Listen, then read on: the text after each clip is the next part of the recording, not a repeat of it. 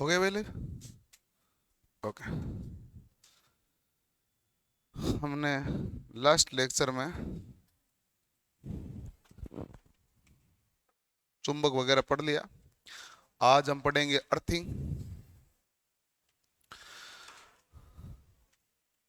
Earthing क्यों जरूरी है और अर्थिंग होती क्या है, बताओ भाई। अर्थिंग के बारे में बेसिक्स हैं। चुंबक का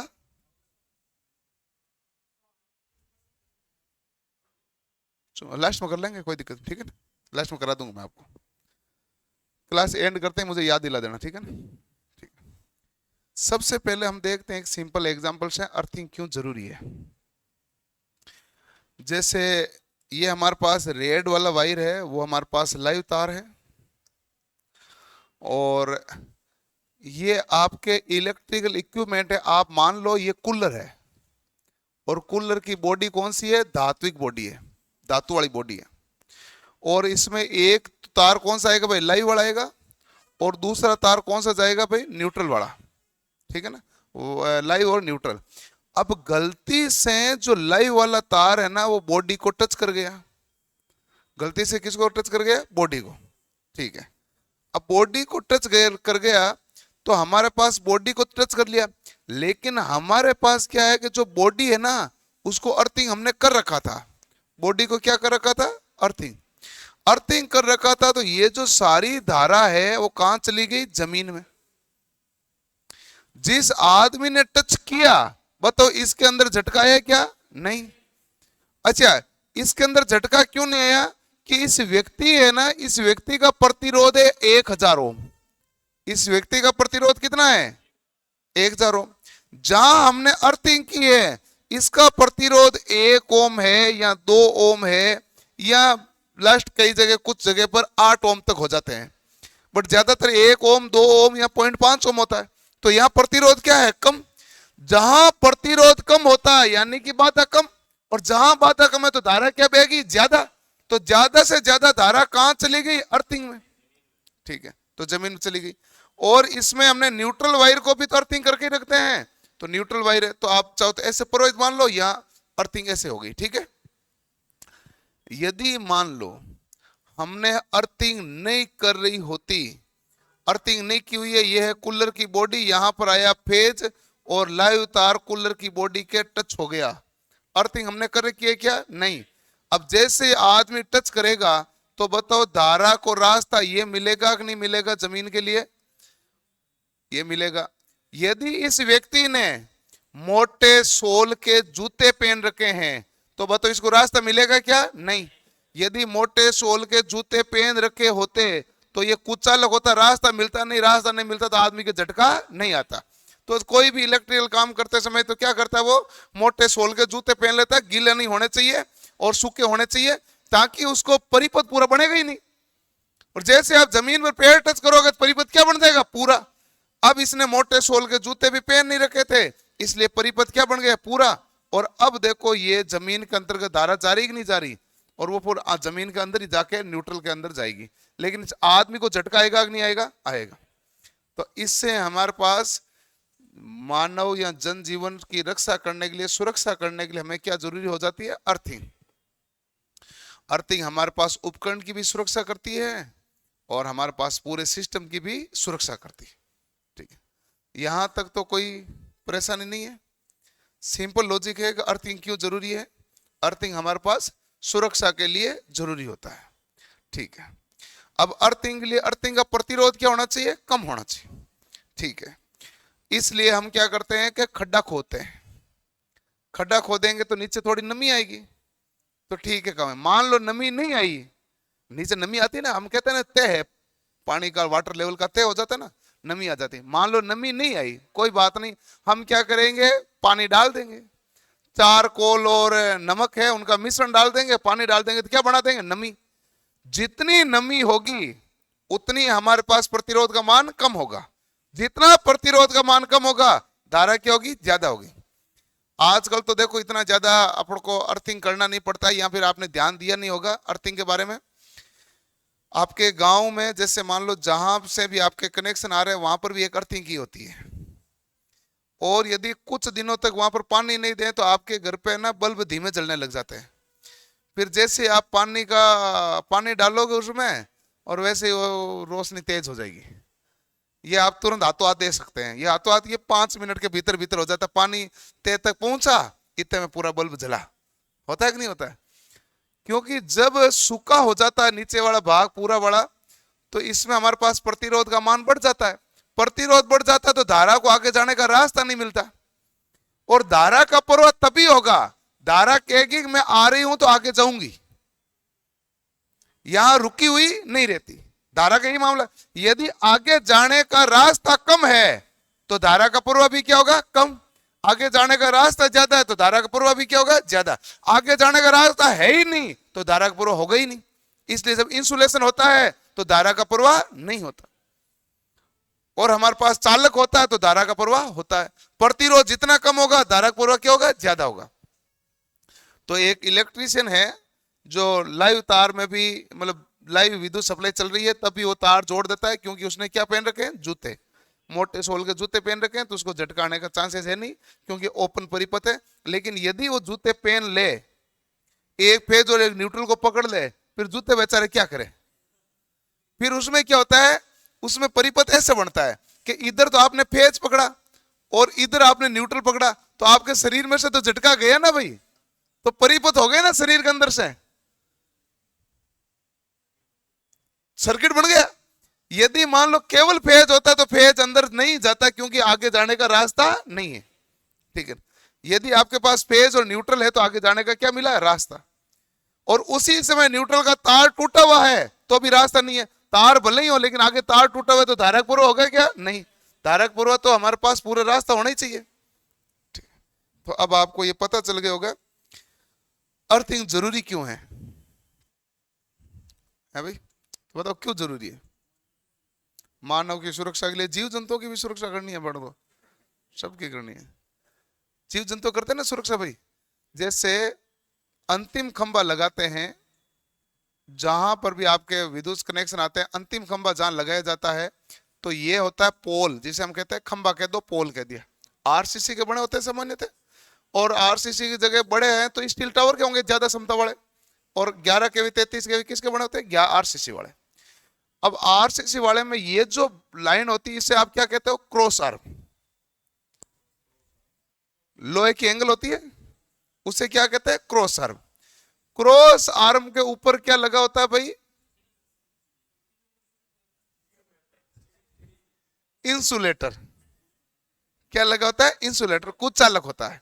इस इंसुलेटर के ऊपर आपका क्या गुजरेगा भाई? तार गुजरेगा इंसुलेटर को ऊपर से, ताकि अब इस तार का इसके साथ संपर्क है क्या? नहीं, बीच में क्या आ गया? कुछ चालक आ गया। ठीक है ना, तो बीच में इंसुलेटर लगा रहता है। और इंसुलेटर का हमारे पास आकार ऐसा होता है कि उसके बारिश का पानी होगा तो भी वो पूरा गीला नहीं होता, वो इसी हिसाब से आकार होता है ना, ताकि बीच में सूखा हुआ भाग रहे, तो गीला फिर सूखा फिर गीला फिर सूखा, बीच में सूखा आ गया तो धारक पूरा होने नहीं देगा, तो कोई खतरा नहीं है। यदि मान लो अंतिम खंबा है तो लास्ट में एक तार की तणी लगा देते हैं। क्यों लगाते हैं? इसको सीधा रखने के लिए। क्यों भाई? एक तरफ तार बांधे हुए तो वो क्या होगा? उस तरफ झुकाव जाएगा।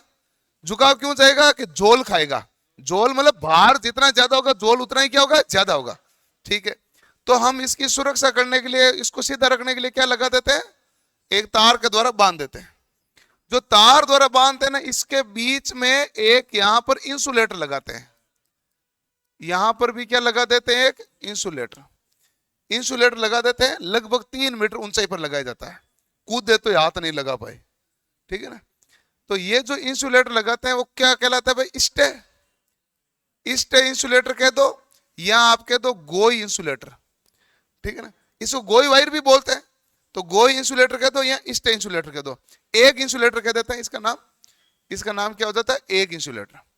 और इस तार को भी हम क्या कहते हैं? Stay wire. जो स्टे यानी रोकने के लिए लगाया जाता है उसे स्टे वायर कहते हैं।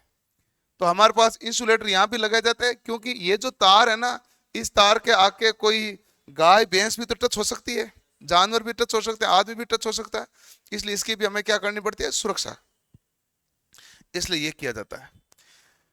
फिर देखो कि रूल बहुत सारे बनाए हुए हैं, लेकिन वो रूल की पालना होनी जरूरी है। एक, जहां पर भी ट्रांसफॉर्मर होते हैं, और विशेष रूप से सब स्टेशन पर तो जरूरी रूप से पालना करनी चाहिए, जहां पर भी ट्रांसफॉर्मर होते हैं उसके चारों ओर क्या करनी पड़ती है? बाउंड्री। बाउंड्री करते हैं धातु वाली जाली की, धातु की जाली होती है ना, उसकी करते हैं लगभग 5 से 6 फीट ऊंचे तक, ताकि कोई भी जीव जंतु, मतलब जानवर, कोई बकरी वकरी नहीं कूद के अंदर जाए और गलती से कोई करंट नहीं लगे। फिर बाय द वे, यदि मान लो कोई गलती से ट्रांसफॉर्मर का तार टूट गया तो जाली पर गिरेगा। जाली को अर्थिंग करना जरूरी है, ताकि आदमी ने हाथ लगा रखा जाली के तो आदमी बच जाएगा, कि भाई ट्रांसफॉर्मर के पास खतरा तो हो ही सकता है, तो बचाव के उपाय चाहिए होते हैं। तो जाली, उस जो चारों ओर फेंसिंग होती है, उस फेंसिंग को क्या करना जरूरी है? अर्थिंग। ठीक है। एक और आता है, जो सब स्टेशन में जहां ट्रांसफॉर्मर वगैरह लगाए जाते हैं, पूछे वहां पर कंकरी बजरी क्यों गिराई जाती है? एक सवाल आया था, जहां ट्रांसफॉर्मर होते हैं उप स्टेशन पर वहां कंकरी और बजरी क्यों गिराई जाती है? इसलिए गिराई जाती है कि ये पेड़ पौधे हुए उगे नहीं, पहली बात तो, क्योंकि पेड़ पौधे यदि उग जाएंगे तो भी हमारे पास शॉर्ट सर्किट का खतरा रखेंगे। तो यदि मान लो आपने बजरी बिछा दी और ये जो कंकरी डाल दी, तो ये पेड़ पौधे तो उगेंगे नहीं। दूसरा, पेड़, जो ये कंकरी होती है, ये विद्युत की क्या होती है? कुचालक। तो यदि मान लो बाई दी में कहीं तार पास में भी गिर गया तो इधर इतना दूर तक झटका पहुंचेगा नहीं, क्योंकि यदि जमीन होगी तो वो क्या होगी? थोड़ी बहुत नमी भी हो सकती है जमीन में, लेकिन पत्थर में तो नमी रहेगी नहीं, इसलिए कंकरी और बजरी भी गिराई जाती है। ये मामला है।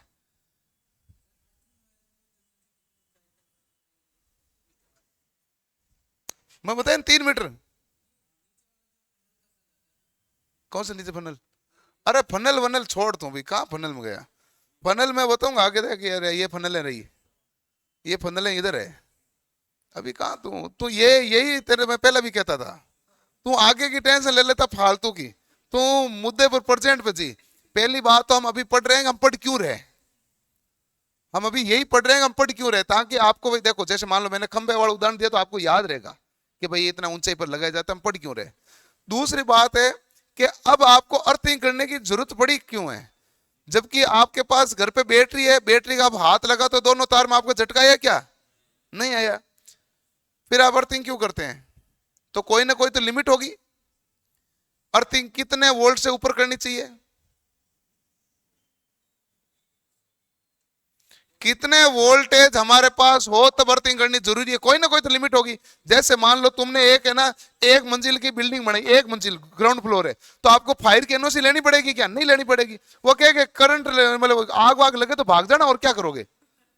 सिंगल फ्लोर में यही रूल है कि भाई इधर से कूद जाना, उधर से कूद जाना। जो भी आपने लेआउट जमा करा रखा है, जेडीए के अंदर करा रखा, नगर निगम में करा रखा, जैसे भी है, उसमें आगे और पीछे दोनों तरफ दरवाजे हैं, जिधर भी लगे दूसरी तरफ भाग जाना।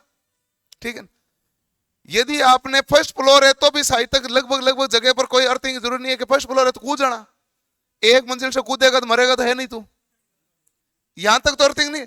यदि किसी कोई बिल्डिंग बना रहा 10 मंजिल की, वो कहेगा फायर की एनओसी लो, लगाओ, वो पाइप लगाओ और आपको स्प्रिंकलर लगाओ, सारे लगाओ, फायर की एनओसी लो, क्योंकि 10 मंजिल से कूदेगा तो मर जाएगा ना भाई। तो इसलिए कोई ना कोई तो लिमिट होती है कहां से एनओसी जरूरी है। इसी प्रकार वोल्टेज में भी तो जरूरी है ना, कि कितने वोल्टेज से ज्यादा वोल्टेज आए,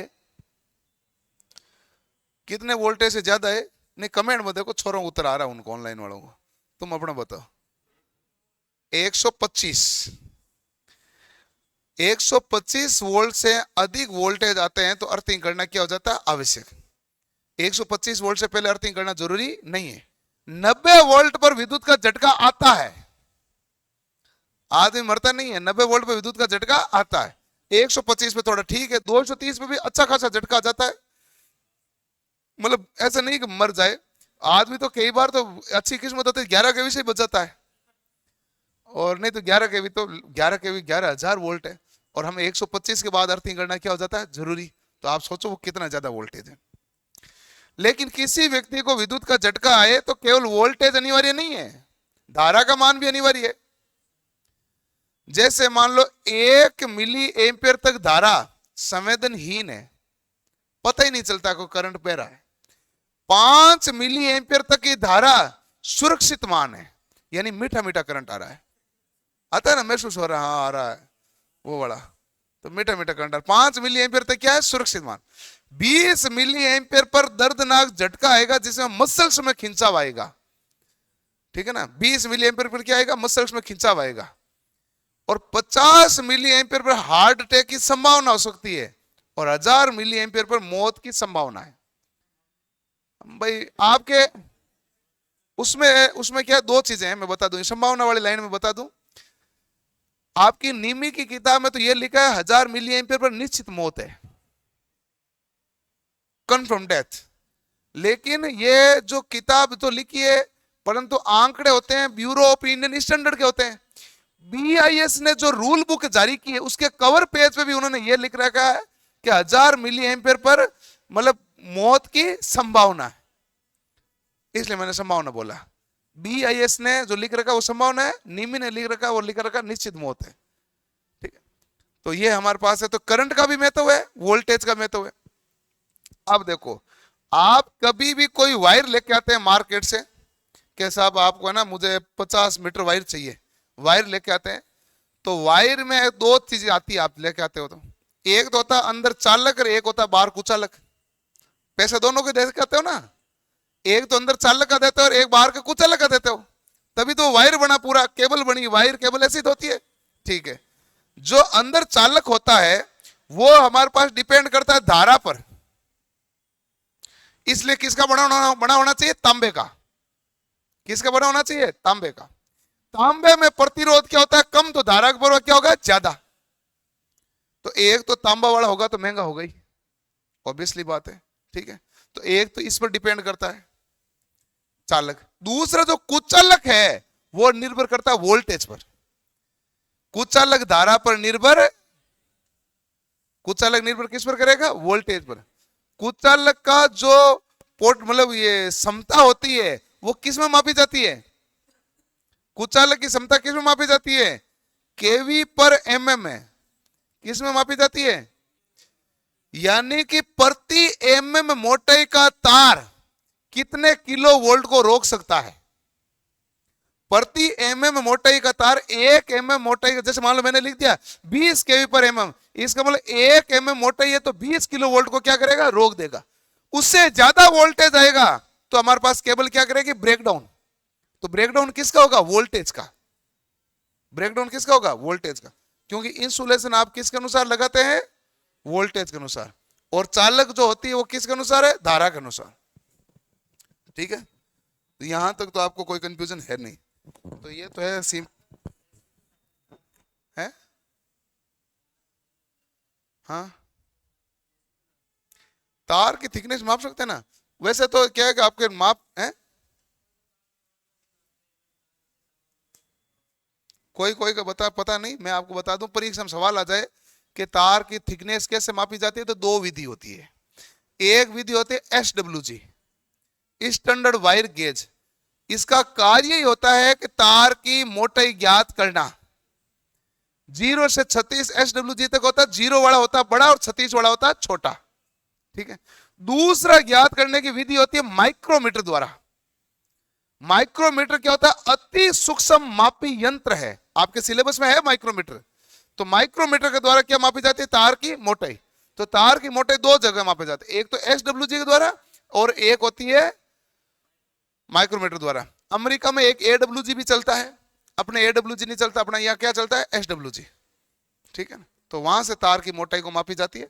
लेकिन जो है ना कि तार की जो संख्या कितनी है वो तो ऐसे डिपेंड करता है कि ऐसा लिखा है 7/20 तार है, तो इसका मतलब है 20 SWG के 7 तार है। इसका मतलब क्या है, 20 SWG के 7 तार है।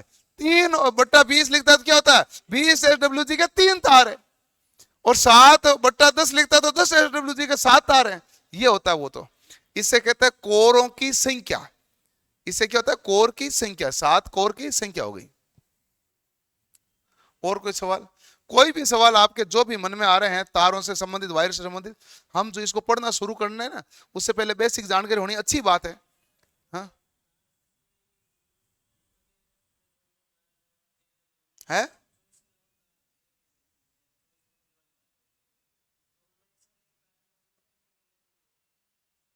हाँ, गलनांक, तांबे का गलनांक होता है 1083 डिग्री, और जो हमारे पास एल्यूमिनियम का होता है 660 डिग्री सेल्सियस। तो आप बताओ हम कॉपर का प्रयोग क्यों करते हैं एल्यूमिनियम की जगह? एक आपके सामने है कॉपर, एक है आपके पास एल्यूमिनियम। आपको कहा कि भाई घरेलू वायरिंग करनी है तो तार लगाओ, कौन सा लगाओगे, कॉपर का एल्यूमिनियम का? कॉपर के। तो मुझे दो महत्वपूर्ण कारण बताओ।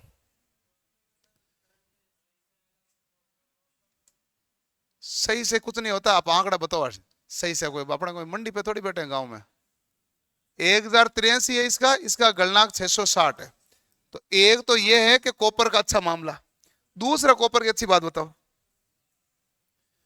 कॉपर की चालकता ज्यादा होती है, यानी कॉपर की प्रतिरोधकता क्या है, कम। तो ये दूसरा गुण है। मान लिखने में लिख सकते हैं, ये 1.72 इंटू 10⁻⁸ होता है, ये 2.6 इंटू 10⁻⁸ होता है। इसकी प्रतिरोधकता कम है, इसलिए इसकी चालकता क्या होगी, ज्यादा। अब आप घर पे पंखे की वाइंडिंग की आपने, और वाइंडिंग मान लो आप बाजार जाते हो, दो है भाई, एक है 800 रुपए वाला पंखा एल्यूमिनियम वाइंडिंग है, ये है 1500 रुपए का पंखा कॉपर वाइंडिंग है। तो आपके दोनों का अलग अलग यूज है। जब आप कहेंगे भाई क्या मतलब, उसने कहा कॉपर वाइंडिंग है, इसकी गारंटी है 2 साल की, कि एल्यूमिनियम वाले कोई गारंटी नहीं है। क्यों कोई गारंटी नहीं है? वो कह रहा है कि एक तो एल्यूमिनियम का प्रतिरोध ज्यादा है, जैसे ही धारा का प्रवाह होगा, प्रतिरोध ज्यादा है तो ऊष्मा क्या उत्पन्न करेगा, ज्यादा। इसका मतलब गर्म क्या होगा, ज्यादा।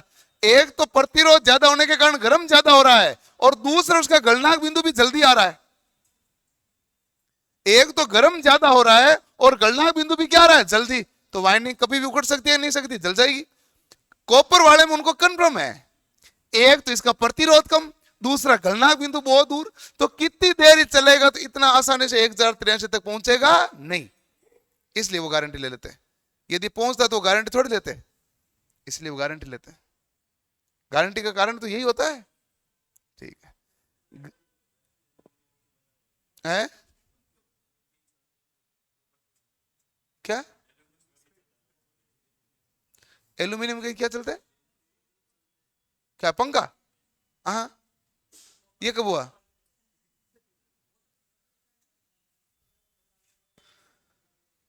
एल्यूमिनियम वाला तेज क्यों चलेगा? बोलने कुछ भी बोला नहीं है। ऐसा होता है कि भाई हमारे पास क्या होता है, एल्यूमिनियम वाले में उसने 500 चालक डाल दिया, कॉपर वाले में 400 डाल रहा है, तो इसलिए वो एल्यूमिनियम वाला तेज चल रहा है। लेकिन बराबर चालक डालोगे तो ऐसा कोई कारण नहीं है।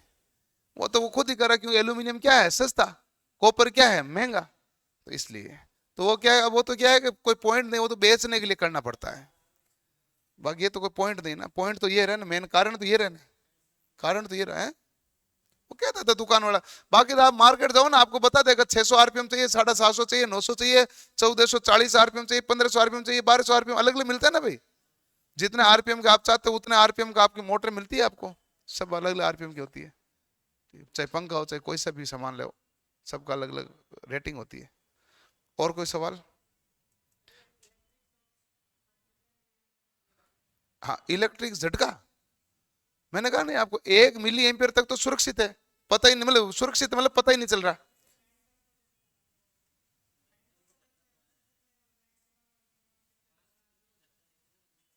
मुझे नहीं पता पागल को कितना देते हैं। मैं बता सकता हूँ कि कितने से आएगा तो पागल हो जाएगा। पागल से करने विधि अपन को नहीं आती भाई। अब नहीं आती, नहीं आती, कोई आनी जरूरी थोड़ी है। इसमें क्या है,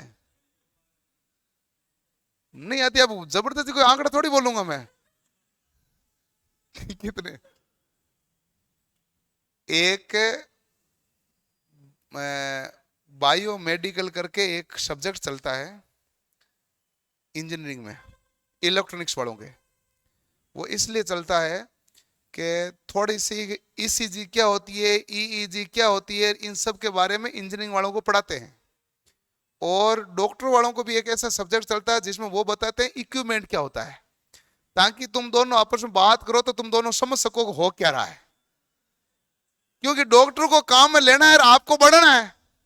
बनाने वाला इंजीनियर, काम में लेने वाला क्या है? डॉक्टर। वो कहेगा बना के दो, इंजीनियर कहते ऐसे ही बनेगा, लेकिन उसको समझना पड़ेगा पहले तुम्हारे लिए किस काम के लिए चाहिए। इसलिए उनके बीच में एक कॉमन सब्जेक्ट चलता है, तो वो उस हिसाब से उनका मुझे नहीं पता। यदि हमारे पास 1 मिली एम्पियर तक धारा है, मैं नियमित आंकड़े बोल रहा हूं, सुन लेना, तो वो हमारे पास संवेदनहीन है, यानी पता ही नहीं चल रहा करंट आ रहा है क्या। 5 मिली एम्पियर तक है तो करंट तो आ रहा है, लेकिन मीठा मीठा करंट है। संवेदन तो है लेकिन सुरक्षित है। मीठा मीठा करंट का मतलब क्या है? सुरक्षित। लगातार आपने हाथ बांध का मीठा मीठा करंट, हाथ काला पड़ जाएगा। आवेश तो होंगे ना भाई धीरे धीरे, क्योंकि आप क्या जानते हो, आई मतलब क्यू बराबर क्या होता है? I T. यदि आई हमारे पास कम है लेकिन टी ज्यादा होगा तो आवेश भी बढ़ेगा कि नहीं बढ़ेगा? बढ़ेगा। तो इसलिए शरीर में आवेश क्या हो सकता है? ज्यादा संचित हो जाएगा। हाँ, आदमी मर भी जाता है। क्यों नहीं मर सकता? आप मुझे बताओ कि यदि आपका करंट तो है सही, सुरक्षित है, लेकिन आप उसको पकड़ के सो गए रात को, टाइम तो बढ़ रहा है कि नहीं बढ़ रहा?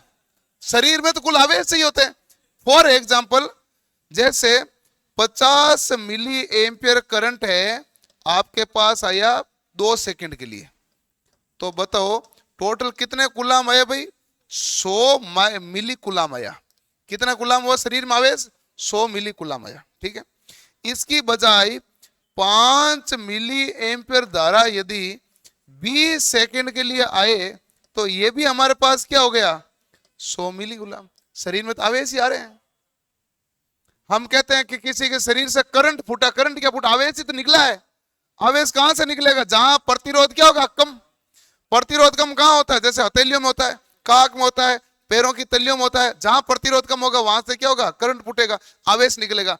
जिस व्यक्ति का करंट फूटा है उसके बचने के चांसेस क्या होते हैं? ज्यादा। जिसके करंट नहीं फूटा है तो इसका मतलब है आवेश सारे सारे शरीर में बाहर निकले ही नहीं, और सारे शरीर में आवेश है तो हृदय लपडब कर रहा है ना, इसको चारों ओर से घेर लेंगे। क्योंकि आवेश है, उनको जगह नहीं मिल रही तो उन्होंने घेर लिया तो हार्ट को ऊपर नीचे होने ही नहीं दिया, तो हार्ट अटैक आ गया। हार्ट अटैक तो यही होता है। यदि किसी का मामूली सा भी झटका आता है तो सारी नसें इधर उधर हो जाती है। वो कहता है रुक पहले चाय पीने दे, इतना तक मामला आता है, 5 मिनट बैठना पड़ता है उसको, क्योंकि शरीर के अंदर आवेश आ गए। जैसे जैसे आवेश निकलेंगे तभी तो नसें वापस सेटल होगी अपनी जगह। ये है कि नहीं? कारण ये होता है। चलो, और क्या पूछ रहे थे आप? कोई पूछ रहा था ना अभी आप कुछ? पता नहीं, कोई पूछ रहा था बीच में कुछ, नहीं पूछ रहे? ठीक है, तो ये हमारे पास क्या है?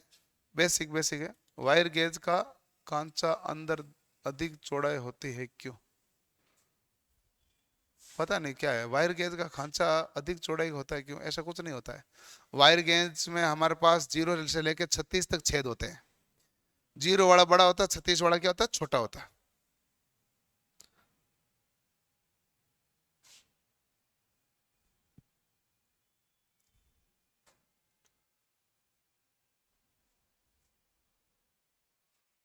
ठीक है भाई, और कोई सवाल है तो पूछ लो।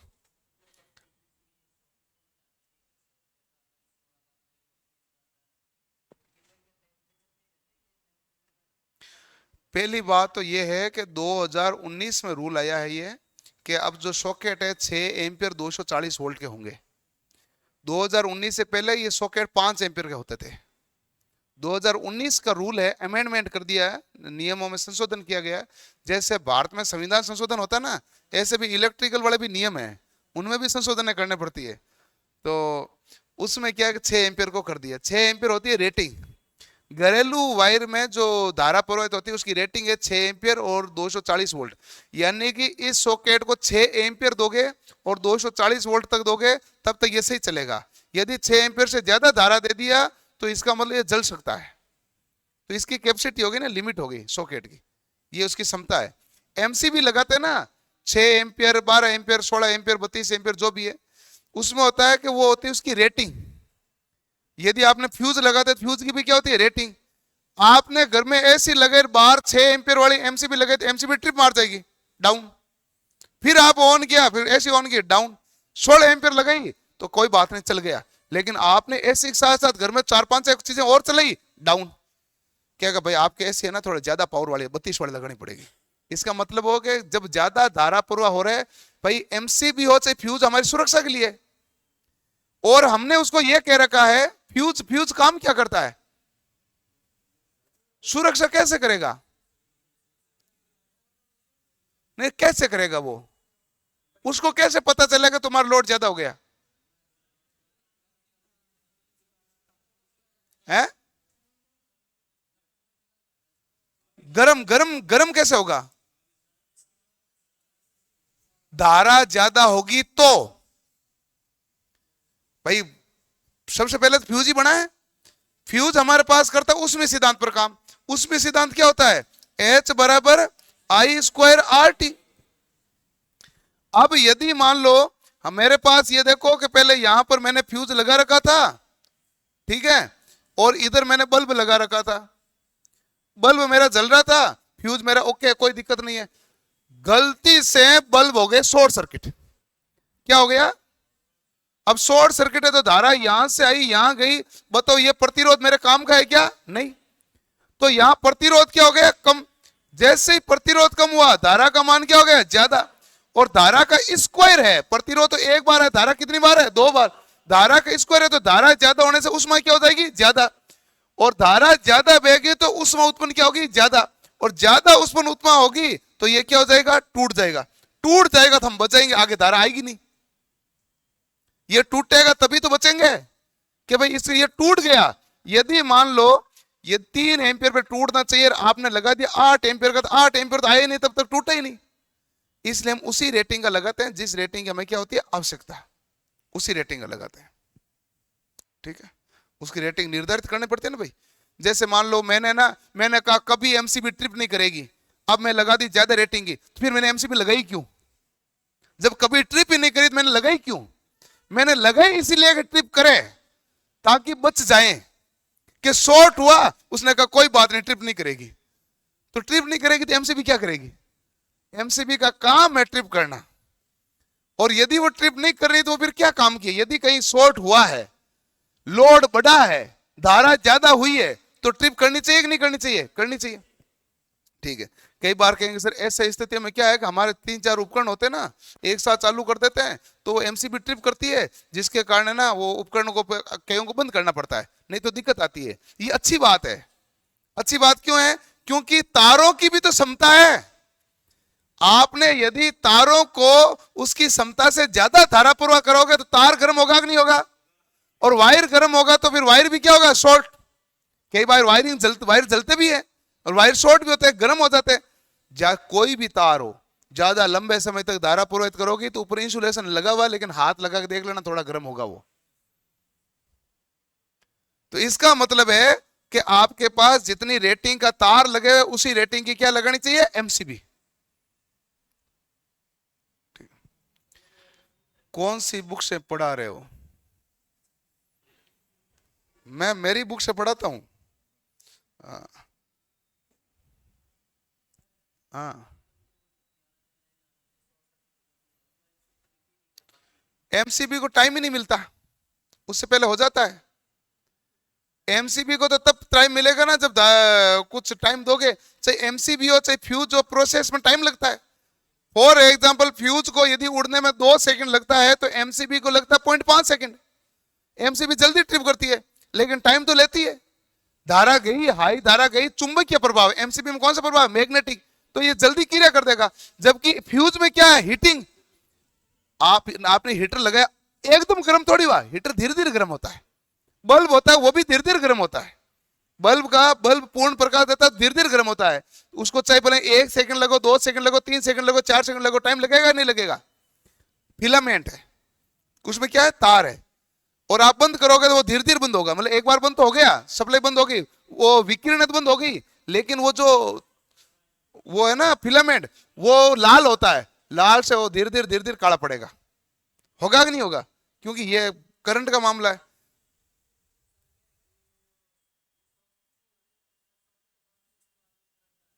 सॉकेट बंद होता है तो करंट आता है, वो गलत इलेक्ट्रिशियन के चक्कर में आता है।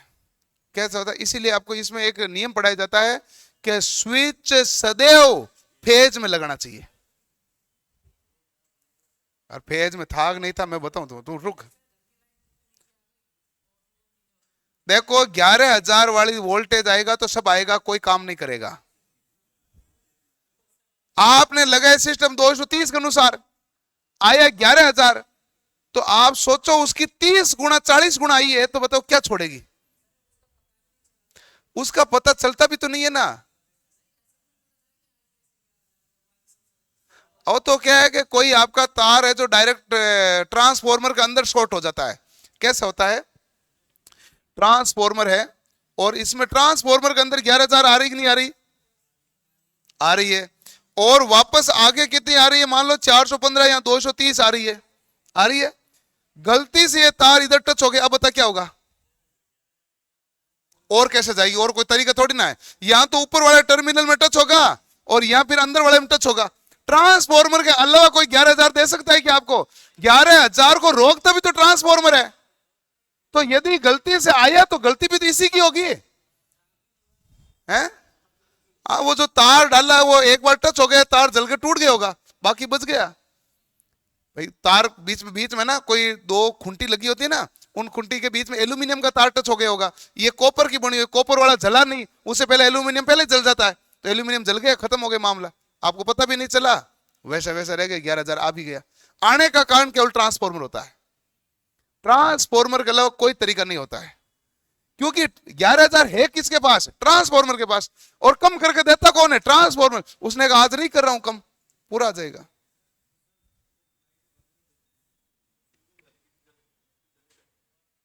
कौन सा?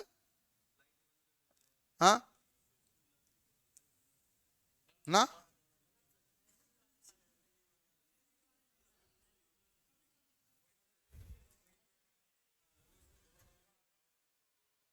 देखो भाई, मैं एज ए इलेक्ट्रिशियन रूप से बता रहा हूं, बल्ब बल्ब आप तुम ध्यान से सुन लेना बात पूरी पूरी, है? कोई भी हो, मैं आपको मैं नियम कायदे की बातें बता देता हूं, आप ध्यान से सुन लेना भाई। नियम कायदे की बातें ये है कि आपके पास कोई भी, ये है आपके पास क्या? फेज। और ये आपके पास क्या है? मान लो न्यूट्रल है। आपने लगाया यहां पर एक बल्ब, पहले तो ये समझ लेते हैं क्या लगाया। यहां पर आपने बल्ब लगाया, ठीक है। और आपने गलती से स्विच कहां लगा दिया? न्यूट्रल पर। पहले तो आप वाला उस पर्सन का उत्तर देख लेना आप ध्यान से, ठीक है ना। अब आपने देखो कि न्यूट्रल को, इसको मान लो स्विच को ऑन किया, तो बताओ धारा का प्रवाह होगा कि नहीं होगा? होगा, ठीक है। और स्विच को ऑफ किया तो धारा का प्रवाह होगा क्या? नहीं होगा, बल्ब बंद हो जाएगा। तो आपको लगेगा आपने स्विच सही लगाया है। लेकिन अब बताओ, आपने सीधा ही बल्ब के हाथ लगा दिया और आप यहां पर खड़े हैं और आपने सीधा क्या लगा दिया भाई? इसके हाथ लगा दिया, तो बताओ आपके झटका आएगा कि नहीं आएगा? आएगा, झटका आएगा। क्योंकि धारा तो क्या होगी भाई, यहां तक तो धारा बल्ब तक तो आ रही थी, इसको तो रास्ता ही चाहिए था, आपने रास्ता दे दिया तो झटका आ गया। अब इस स्विच के ऑफ होने से आपको कोई प्रभाव नहीं पड़ा। इसलिए क्या कहते हैं गवर्नमेंट का नियम, BIS का, ब्यूरो ऑफ इंडियन स्टैंडर्ड का, स्विच लगाओ फेज पर। फेज को आपने बंद कर दिया, फिर आगे सप्लाई आएगी क्या? नहीं। तो पहला मामला तो ये हुआ, इसलिए झटके का कारण ये होता और कोई नहीं। दूसरा, अब आपके पास होता है 3 तार, एक होता है फेज, एक होता है न्यूट्रल, एक होता है अर्थ, ठीक है। ये अर्थिंग वाला तार किसको अर्थ कर रहा है? कैसे? बल्ब में क्या अर्थ करेगा? बल्ब में कुछ नहीं अर्थ कर रहा, बल्ब में अर्थ कर रहा होल्डर को। होल्डर में हमारे पास जो कोई धातु की बॉडी वाला लगा होगा ना, ऊपर वाली बॉडी क्या होगी? धात्विक, आवरण धात्विक होगा, तो उसको अर्थ करेगा। जैसे हमारे पास मोबाइल का चार्जर, उसमें वो किसको अर्थ करेगा? किसी को नहीं करेगा। इसलिए मैं मोबाइल का चार्जर जब भी खरीदता हूं 2 ही पिन देता। वो कितनी पिन आती है? 3 थोड़ी आती है, 2 ही देता है। क्यों 2 देता है? क्या इसमें ऊपर कोई धातु है ही नहीं, तो अर्थिंग करोगे किसको? लेकिन मैं जब विद्युत प्रेस खरीदता हूं तो 3 आती है, कि इसमें क्या है? बॉडी है जो चालक है। लेकिन मैं वैक्यूम क्लीनर खरीदता हूं उसमें 2 ही आती है, क्यों? वैक्यूम क्लीनर की सारी बॉडी इंसुलेटर होती है, और आप कूलर खरीदोगे तो कितना आएगी? 3, क्योंकि सारी बॉडी क्या है? धातु की है। तो इसका मतलब अर्थिंग वाला जो है उपकरण में नहीं जुड़ा होता है, उपकरण की बॉडी से जुड़ा होता है। उपकरण के एलिमेंट से थोड़ी जुड़ेगा, किससे जुड़ेगा? बॉडी से। तो अर्थिंग वाला का तो डायरेक्ट कोई संबंध है नहीं। अब गलती से कई बार अर्थिंग वाला फेज के साथ या न्यूट्रल वाला इसके साथ हल्का फुल्का संपर्क हो जाए, तब इस प्रकार का धीमा जलने वाला कारण हो सकता है। क्योंकि यदि जलेगा तो करंट के कारण जलेगा, स्विच बंद कर दिया तो करंट कहीं ना कहीं से तो आ रही होगी। अब ऐसा हो रहा है कि आपने न्यूट्रल को तो बंद कर दिया, मान लो स्विच यहां लगा तो इसको तो बंद कर दिया, धारा को पात ये ले लेता है। कई कारण होते हैं, कई कारण होते हैं। बल्ब धारा पूरा होगा, इसके बिना तो कोई जलेगा नहीं कोई चीज। इसलिए स्विच सदैव फेज में लगाओ, ऐसी कभी समस्या आ ही नहीं सकती। फेज में स्विच बंद किया, आगे सप्लाई नहीं गई, कौन जलेगा? कोई नहीं जल सकता। भाई बात खत्म है ना? और कोई सवाल? कोई सवाल पूछ लो भाई, जो भी।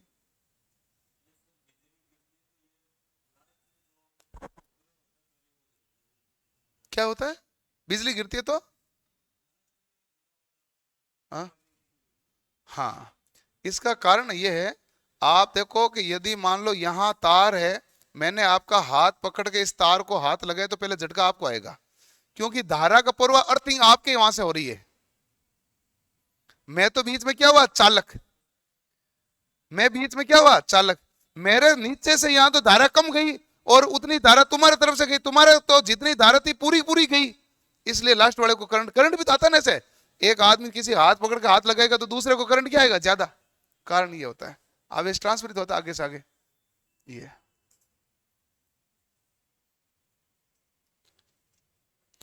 और उसमें तो क्या होता है, हाथों हाथ जल जाता है। विद्युत बिजली कड़कती है तो कुछ छोड़ती नहीं है ना, वो तुरंत ही जल जाती है? नासा ने इसकी स्टडी करने का विचार किया था, और उसने देखा था कि लाखों में वोल्टेज आए थे, लेकिन सही काउंट नहीं कर पाए थे। नासा इस पर काम कर रहा था कि ये जो अंतरिक्ष है, ये जो मतलब ये बादलों के टकराने के कारण जो आकाशीय बिजली गिरती है ना, इसमें वोल्टेज कर रहा था। तो ये लाख से ऊपर वोल्टेज आ गया था, उनकी मशीन काम ही नहीं कर पाई उतनी देर में, माइक्रो सेकंड खत्म हो गया मामला। तो इसमें भी तो प्रैक्टिकल करना पड़ता है ना, उनको बहुत सारे प्रैक्टिकल करते हैं। और कोई सवाल? कोई सवाल पूछ लो भाई, जो भी आपके मन में। नहीं है सवाल? चलो, एक ये हमारे पास और है, ये बताओ भाई क्या है? इसमें 2 चीजें हैं, इसमें 2 चीजें। ऐसा है, ये आदमी है, ये दूर खड़ा है, गलती से खंबे वाला तार है इस बॉडी को टच कर गया, तो नीचे क्या आएगा भाई? करंट आएगा कि नहीं आएगा? खंबे के आसपास भी करंट आएगा, खंबे को गलती से तार टच कर गया। ये आदमी दूर खड़ा था, इस दूर खड़ा आदमी के इस पैर से धारा अंदर गई, इस पैर से बाहर निकली। बताओ वोल्टेज का पोटेंशियल डिफरेंस आया कि नहीं आया? आया। तो विद्युत का झटका आएगा कि नहीं आएगा? आएगा। ठीक है, तो इस व्यक्ति को क्या आएगा? विद्युत का झटका। दूसरा व्यक्ति ने क्या किया? उस खंबे को हाथ से पकड़ा था, तो इसके तो धारा यहीं से आ गई, और यहां से इसके अंतर्गत धारा गई। ठीक है, अब सवाल है कि वोल्टेज का झटका ज्यादा किसको आएगा? ये परीक्षा में सवाल पूछा हुआ है, 2 सवाल पूछे हुए आज तक इसके बारे में। पकड़ने वाले को?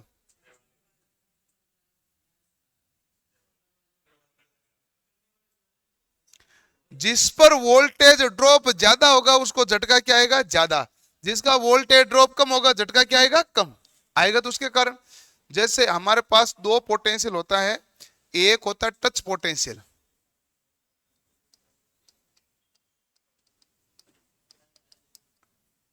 टच पोटेंशियल क्या कहलाता है? स्पर्श विभव। ठीक है, स्पर्श विभव हमारे पास क्या होता है? हाथ में पैर के बीच में।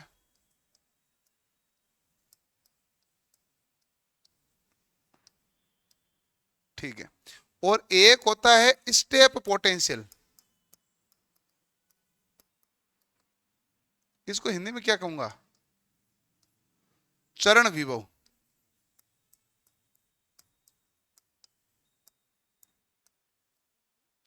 2 पैरों के बीच।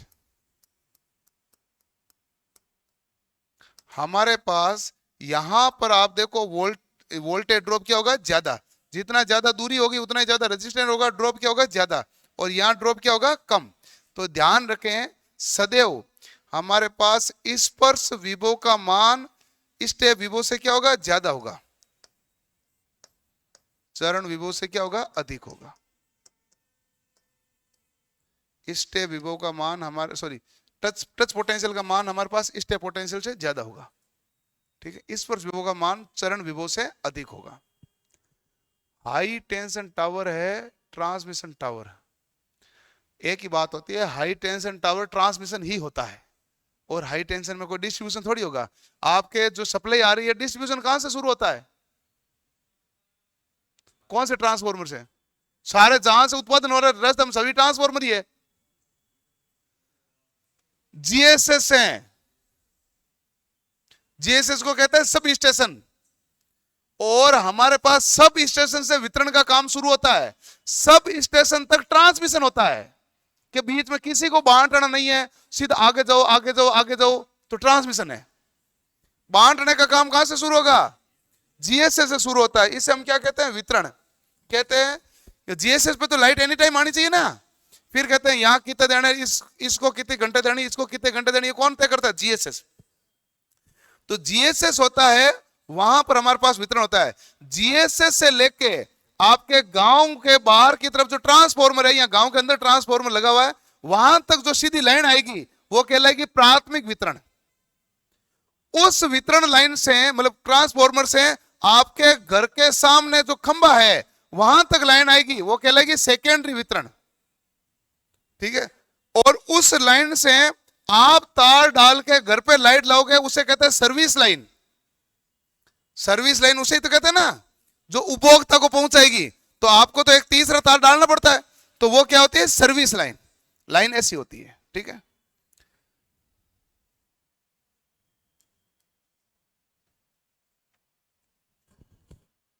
एक साथ दो क्लास कौन सी है, हैं? कौन, किसने जवाब नहीं दिया, हैं? मैं से देख लिया, फोन करके बुला ले।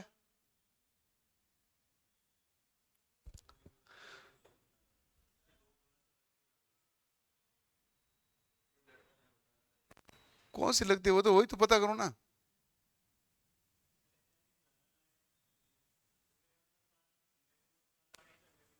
हैं?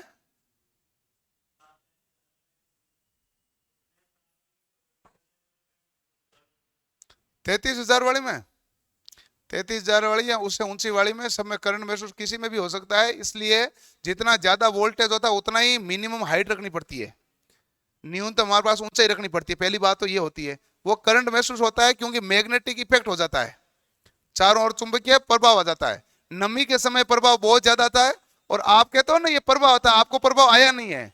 आपको यदि प्रभाव आ जाता है ना, तो फिर आप संपर्क में आते हैं। शरीर में प्रभाव नहीं है, आपने केवल ध्वनि सुनी होगी। जो ध्वनि सुनते हैं उसे कहते हैं हिसिंग ध्वनि, वो कोरोना प्रभाव है, वो अलग है, हैं? तो वो मैग्नेटिक करंट है। आप दुर्बल मैग्नेटिक करंट में थे इसलिए बच गए, जैसे प्रबल मैग्नेटिक करंट में जाते हैं तो जल जाते हैं सीधा। इसलिए कभी भी ऐसे तारों के नीचे से छत्ता वत्ता लेकर नहीं निकलना चाहिए। गवर्नमेंट ने तो रूल बनाया है, इंडियन इलेक्ट्रिसिटी रूल के तहत, कोई भी सड़क या रेलवे पटरी क्रॉस हो रही है और वह खंभे हैं, तार निकल रहे हैं, तो नीचे जाली होनी अनिवार्य है। और उस जाली को क्या करना चाहिए, अर्थिंग। यदि हवाई करंट बनेगा तो कहां चला जाएगा, अर्थिंग, नीचे वाला आदमी नहीं मरना चाहिए। तो उसे कहते हैं गार्डिंग। अरे चर्चा मत कर, उसको बुला इधर।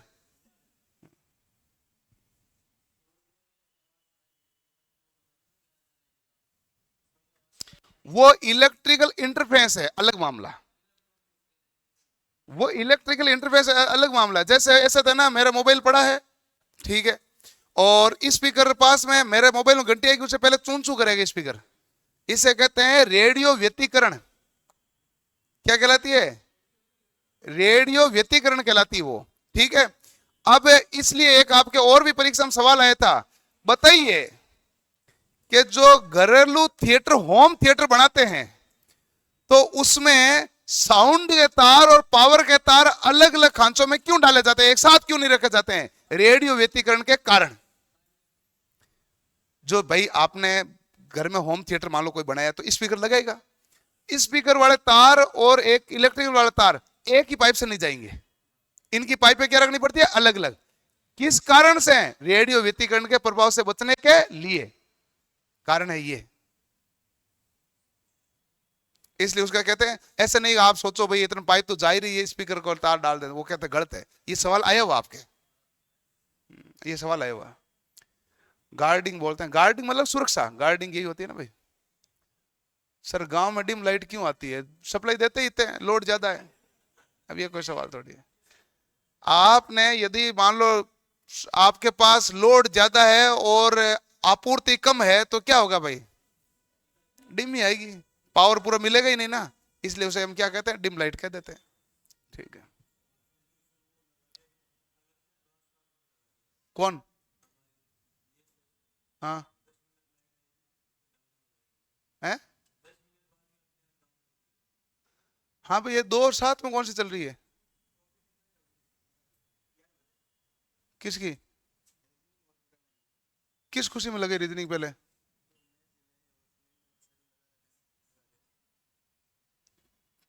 तो उनको कहो ये आगे से होने नहीं चाहिए।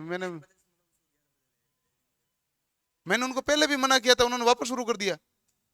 चलो मैं आता हूँ यार, तू इसको जवाब दिया कर।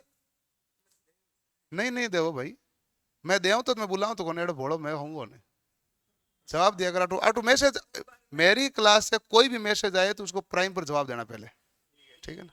ठीक, ओके। हाँ, और क्या है?